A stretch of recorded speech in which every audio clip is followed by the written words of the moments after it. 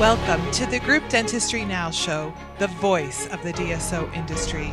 Kim Larson and Bill Newman talk to industry leaders about their challenges, successes, and the future of group dentistry. Visit groupdentistrynow.com for more DSO analysis, news, and events. Looking for a job or have a job to fill? Visit joindso.com. We hope you enjoy today's show.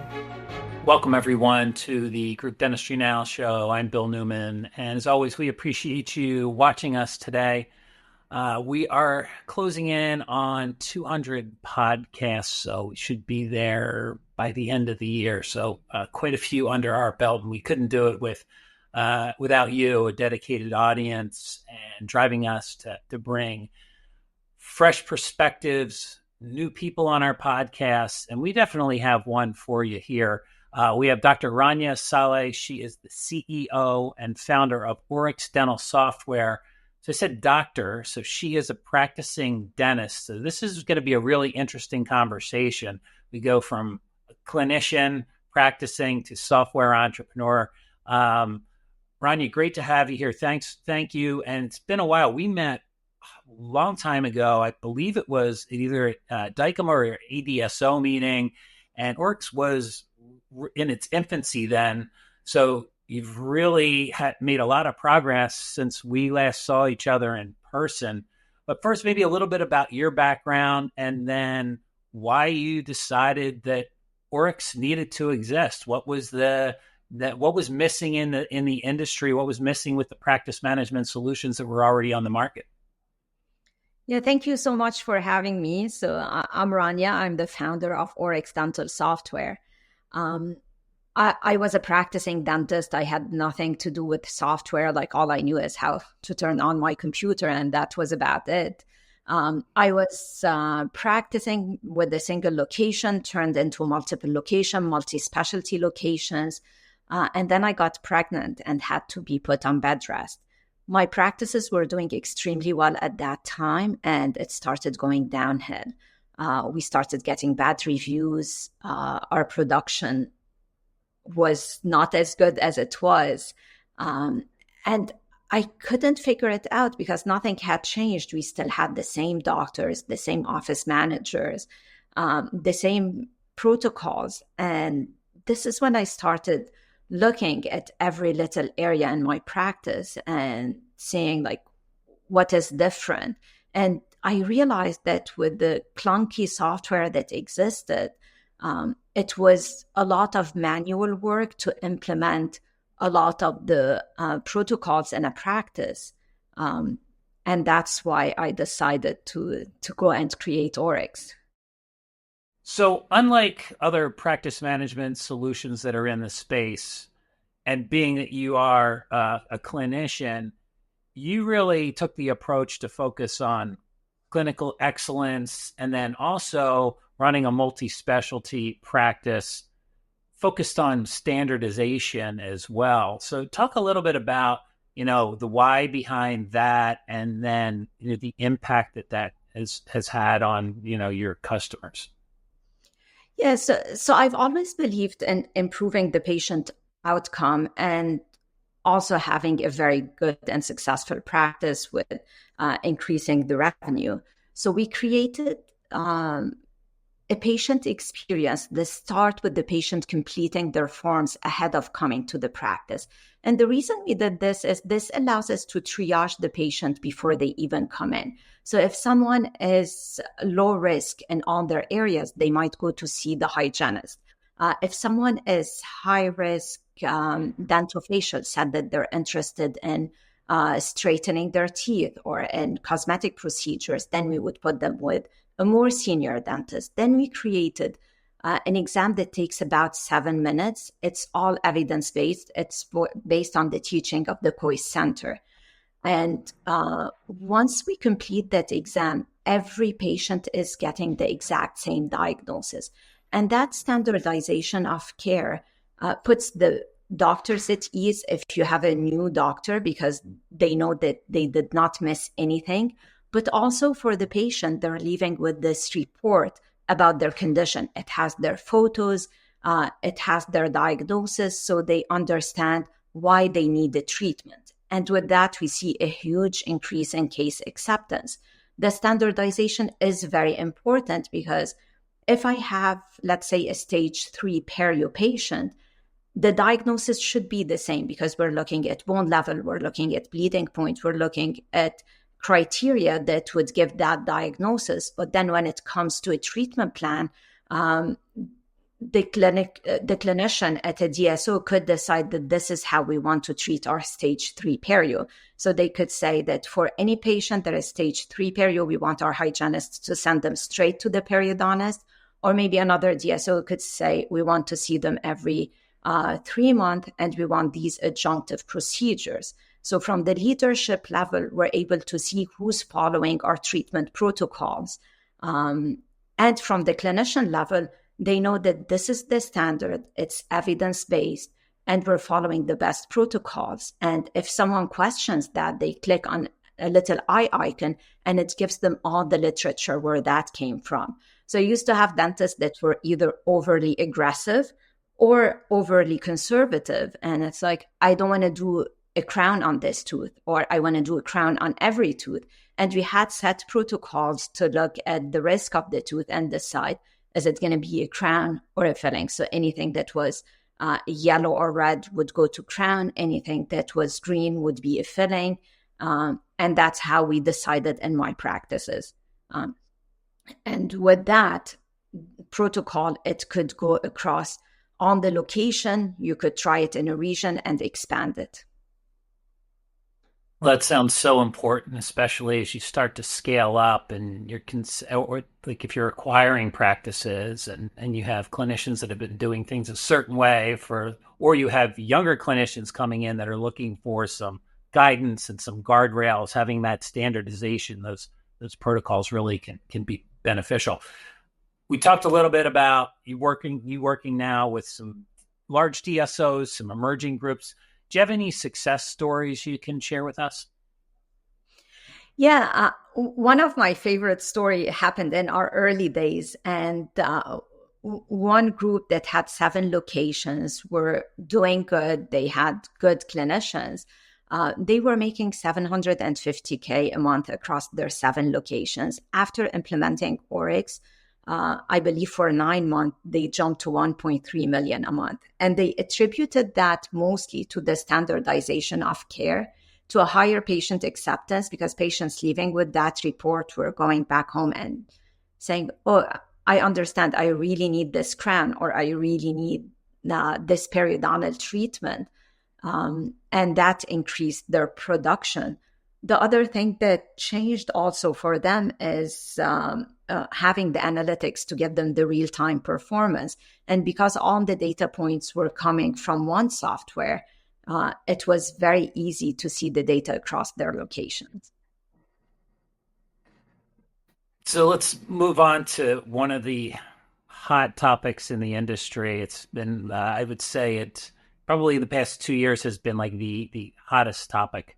As soon as interest rates went up, everybody's focus went from acquisition to revenue cycle management. And it's a huge challenge in the industry. I'd love to get your feelings on how it's impacting the industry, and then also how you've really built Oryx to help solve for some of the RCM issues that are going on right now. Yeah, I mean, we know you need a very well-honed program on the RCM side to be able to scale. And we found that the automated workflows work best because you're not really counting on one person doing it all. Anything that we could automate, we're automating. So it starts with pre-collecting the patient data and the forms, like their insurance information, their credit card. And then as you're doing your treatment or completing a treatment, the software would automatically know, for example, that if it's a root canal, we're going to need to auto-attach the PA, and we're going to need to auto-attach the narrative. And the system does that automatically after doing all the verification and makes sure that we have a great claim to send that will be accepted immediately. If it's a perio case, we're auto-attaching the perio charting, maybe the AI annotated radiograph and sending that to the insurance company. And then after we get the claim, if there's still any payment, you can set the sequence of how you want to contact your patient. So maybe 2 days later, you want a text to pay. After that, you want an email. Maybe at day 30, you want to send them some payment options. At day 45, you want a reminder for your front desk to call that office. So all of that could be built into the system to create a robust revenue cycle management system. And some offices decide to outsource that. And we're very proud that we created now RevGen, and it's a team of very qualified revenue cycle managers that could take it all on. That's great. That wonderful solution. Okay, so some of the listeners and people watching this are going to go, oh my gosh, practice management software. Changing something like that is probably one of the most difficult things to do in the industry. And that's why sometimes you see, DSOs that are running 7, 8 different solutions out there. The complexity can be a challenge. Sometimes there's the concern about cost. So can you address some of those issues? Because you probably deal with that every day. Yeah, I don't think it's a choice anymore. Like, patients have come to expect a modern, seamless experience. And in order to do that and stay competitive, you have to have a service that is that has modern technology. So I don't think it's a choice anymore. Everyone is going through it one way or another.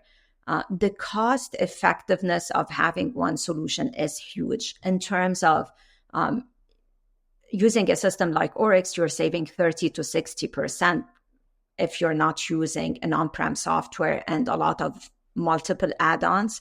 So the cost saving happens that way, but also from having to manage all the infrastructure, the IT support you need to connect on these different solutions. So that alone gives you like a step up. The other thing that you would get is by having all the data coming from one system, you have that better integrity of the data, so you're able to come up with better solutions and find problems sooner. It's never easy to do a transition, but we do a great job staging the transition and supporting the offices as they go through it. Yeah, and I think that is important. You've got the team there that is really going to help during that transition. So another concern, one of the big topics we talked about, RCM being one of them. Another couple that I think are maybe right under RCM. Well, maybe I would say security, cybersecurity is, maybe 1 and 2 RCM, cybersecurity, and then scalability. So can you talk a little bit about the security side of things, and then also, how successful is Oryx when somebody is scaling up, whether they're adding additional, their buying practices, or they're doing de novos? Can you kind of address those couple of things, security and scalability? So a lot of things I took for granted, and I assumed everyone does it because our CTO brings a lot of experience from building enterprise software on the buyer side, the B2B buyer sides for companies like Walmart, Nestle, Nike, and coming from that experience where you're scaling the buyer side for organizations like this, like scalability is first in mind, and also security. So that happened for us naturally from day one, where we sat and said, if we're expanding, what are our plans? How does that happen? Also, the way we store our data, the encryption that we do, I think we do well above what the industry expects at our level. So from that side, I think we started with an infrastructure that scales. We didn't have to think about the problem after the fact. So as we start to wrap things up here, a couple more questions that come to mind. Advice. You had practice several locations, multi-specialty.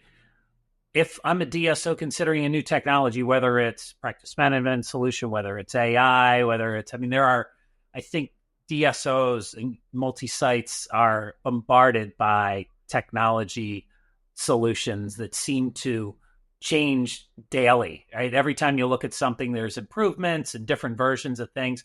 So maybe can you provide some advice for some of the emerging groups that are listening here, how to evaluate solutions, whether it's, Oryx or, maybe even some others out there. How do you go about doing that? It can be overwhelming. And I think sometimes you're trying to run your business as well. So I think it's hard to dedicate the time to really understanding those solutions.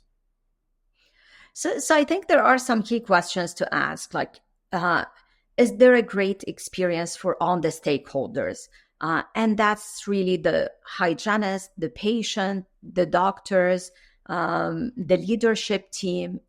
Everyone is going to interact with the software one way or another, and they need to have a great experience, and they need to get all the data points they need. So I think that would be a very important point to ask. Definitely, is the solution scalable, secure to meet the future needs? And will the organization work with us and be responsive to our needs? And this is something that we see more as we work with more DSOs. Everyone's needs are so different, and we have to be flexible. Like one of our recent DSOs were struggling a lot with doctor pay across their different locations. They didn't know how to calculate the doctor pay. Everyone was using a different number to calculate it. So we sat with them. We came up with the best metric for their specific need to calculate it. How to get on the lab fees, how to get what they need to get to the correct number and to be consistent across location. And we launched it for everyone. So that's an important question. Is my software solving some of the big problems that we have? Yeah. So this is one of the last questions here. It's kind of take out your crystal ball, and if you can give the audience a little bit of a idea of what you think the future in the next couple of years of practice management software is going to look like, how it's going to evolve, and maybe specifically how is Oryx, what do you have in the works, how you think your platform's going to evolve? I mean, AI is huge in every industry, and dentistry is no different. So I think AI will continue to impact us a lot. So other than our integration with Pearl AI for imaging, we created our own voice perio, voice exam, summary of the patient interaction. So that's going to be launched this quarter. We also are working on more workflow and automation. Just like I said, anything that could be automated should be automated. No one should be doing redundant tasks. We're working on more API integrations. We already have a lot going on. We keep adding to that. And I think the patient experience is always one of our prime concerns that we keep adding to it, we keep improving, and the standardization of care. And we're very lucky to have our integration with the COI Center, where we get the latest evidence-based literature every year. So the software is always up to date. It's great, Rania. Yeah, I mean, really, my thought after this conversation is really this is a clinician-driven practice management software. I mean, you can really tell with your partnership with COIS, and I mean, the way you developed it, it really it rings true to kind of that sentiment. So definitely a different perspective on things, and I think we're going to see Oryx continue to grow and lead. I see, your name everywhere. Your organization is at all the DSO meetings now. You've got a big team. So if somebody isn't going to an upcoming DSO event, where can they find out? If they want to get a demo, what's probably the best way to do that? Can they go to your website to sign up for a demo? Yeah, they could book a demo on our website, oryxdentalsoftware.com. Okay. And we'll drop that in the show notes, oryxdentalsoftware.com, and link to that demo so you'll have access to that. If they want to reach out to you, or they've got, they're a clinician that maybe has, 4 or 5 or, 20 locations, and they want to ask a little bit more, is there a way to get in touch with you? Yeah, of course, Rania at oryxdentalsoftware.com. Great, and we'll put that in the show notes as well. Rania, great conversation. Really appreciate it. I'm excited. I just remember meeting you years ago, and I mean the product is now being used by emerging groups and established DSOs, and I think you've got a lot, from what I understand, coming up really soon. That's just doing things differently. It's a different approach and refreshing, and I think it's much needed. So thank you, Rania. Thank you, everybody, for watching us today. And until next time, I'm Bill Newman, and this is the Group Dentistry Now Show. The Group Dentistry Now Show has listeners across North and South America, Europe, Asia, and Australia. If you like our show, subscribe today, and please tell your colleagues about us.